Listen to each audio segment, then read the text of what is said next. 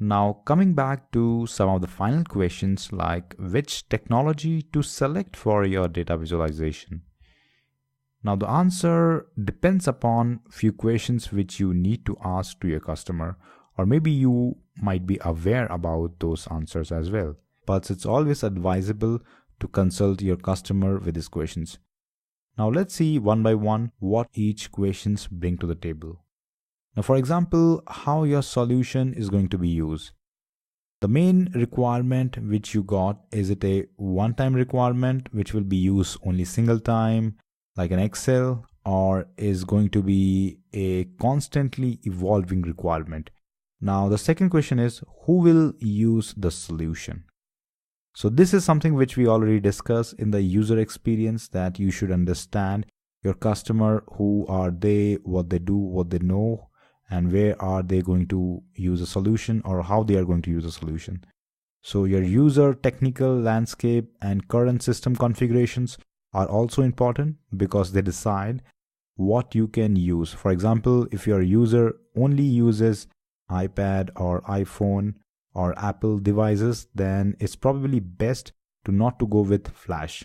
Now, if your user is actually a IE type guy, now all of the components are Microsoft oriented components, then you have to be very careful in deciding the library or the framework which will be used or deployed on top of it. Now, your user's technical capabilities is as important as their requirement, because you have to understand what they can operate and what will be too much technical for them, and also what is possible and within your reach. Do you have competency to work on the technology? Do you have resources? Or if you are going to work on the technology, then can you work on the technology, or do you need to learn? Because it can happen that you decided to go with a new technology which you have not much understanding about.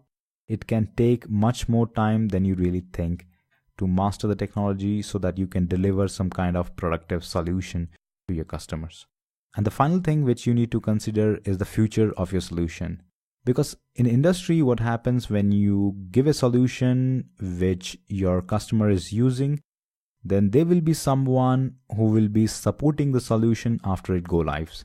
Now, most of the time, it will be the same company who manages the solution after it has been made and is live, but it can be different company who supports the applications. So also make sure that the people who will be getting the knowledge transfer once the solution is developed from your side will be also able to do it. If they want to enhance the solution, then it will be also possible in future as well.